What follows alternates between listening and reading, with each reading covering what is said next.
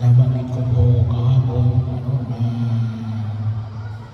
hindi si Maria Magdalena, yung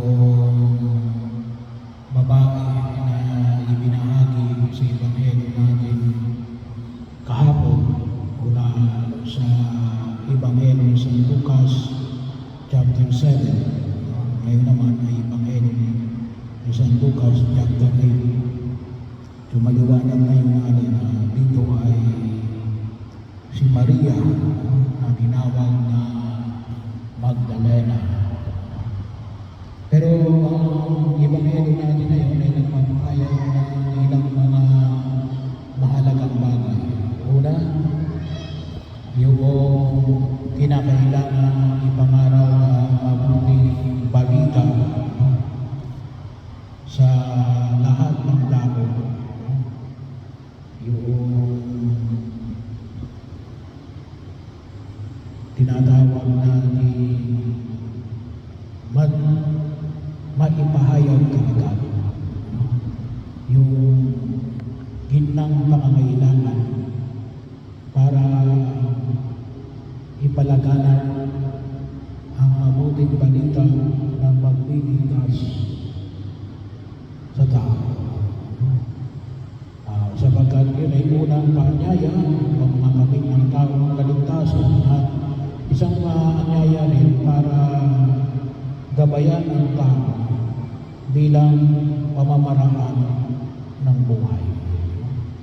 Para mailayo tayo sa tiyak na kapahamakan at tunay na makamit natin ang kaligtasan. Pangalawa, ay mahalagang makita natin na hindi lamang yung 12 alagad na Jesus ang tinawag ni Jesus, pati ang ilang mga babae, at hindi lamang si Maria Magdalena, hindi lamang si Juana, hindi lamang si Susana, binigay dito ay marami pang iba. So sabi nga natin, yung paanyaya ng Diyos hindi lamang sa mga apostoles, o kung tawagin natin yung mga ordained, ngunit ganoon din sa mga mananampalataya, kasama ang mga babae. Sapagkat sabi nga natin, maunawaan natin na sa kultura ng mga Hudyo noong panahon na yun, hindi sinasama ang mga babae bilang bahagi na pagkilos sa pagkakalaganap ng mabuting balita ng kaligtasan. Siguro pwede, sabi nga natin, ay doon lamang sa pambahay. Dito, maliwanag na alin na kasama sila at tinutususan nila yung pangangailangan ng mga apostoles. Tawagin natin ay mga sila yung nag-finance. So, maliwanag dito, sinabi dito, ang ari-arian nila, ang ginagasto sila sa pangailangan ni Jesus at ang kanyang mga alagad.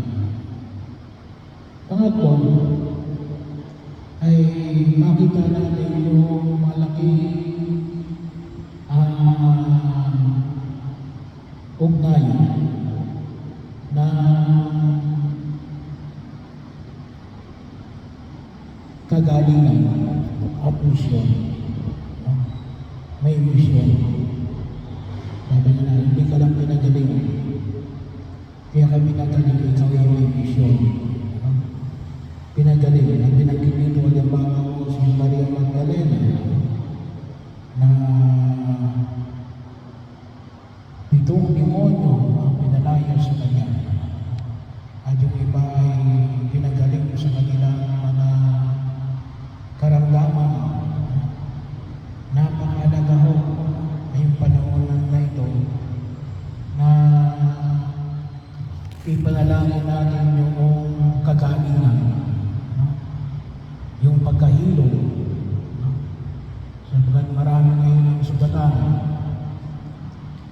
physically, financially, culturally, spiritually, psychologically. At alam nyo, kalimitan, yung dahilan kung bakit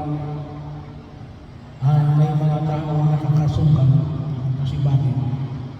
Kasi sila rin may sugatan. Kaya kalimitan, kapag ikaw ay sugatan, gusto mo rin makasugat.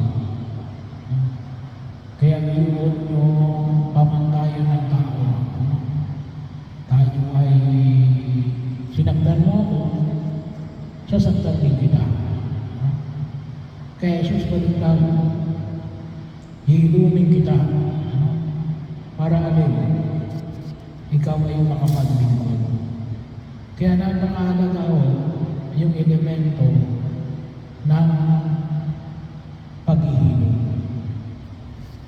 Yung maramdaman natin yung kagalingan dulot na maalis ang malamang uli ng sakit at karamdaman.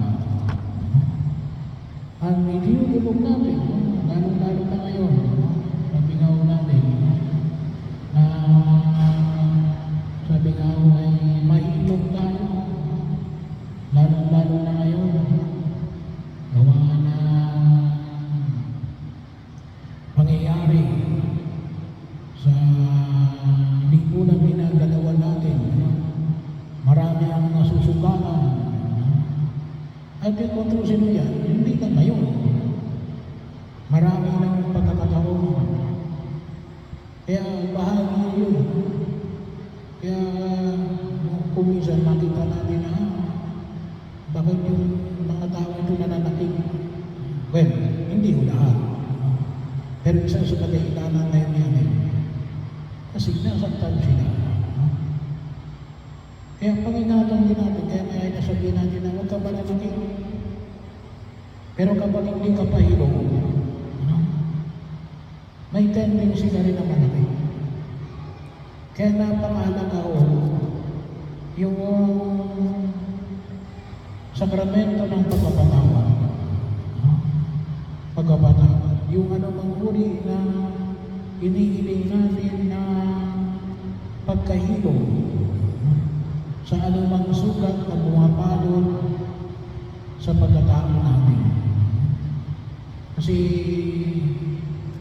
nakaharang yun sa misyon na ginagampanan natin. Kaya po kumisan, sabi nga, may mga tao na ba't niya ginagawa ito? Kasi nasugatan sila. At hindi sila nailong. Dahil hindi sila nailong,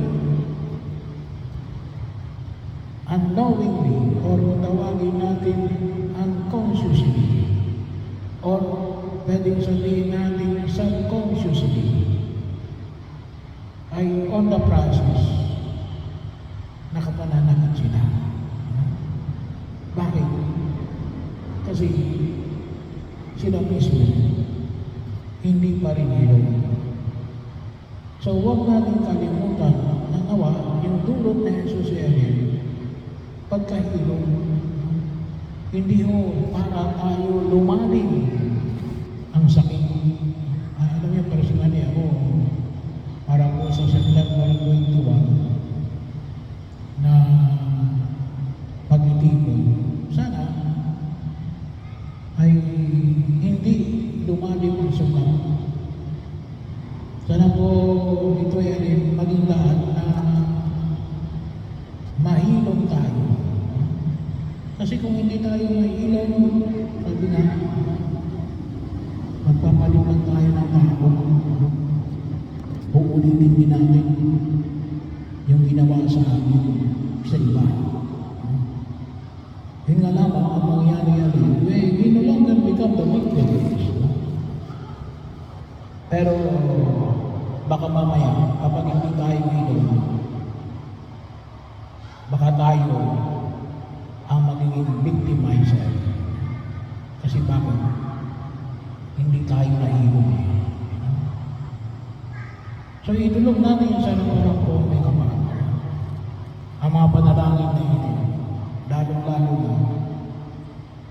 panalangin natin na nawa makita natin na mahilong tayo sa mga sugat na naging bahagi ng aming buhay. Maaaring ito ay sarili nating kagagawan, maaaring ito ay kagagawan ng ibang tao, o maaaring ito ay mga kung tawagin natin ay circumstantial,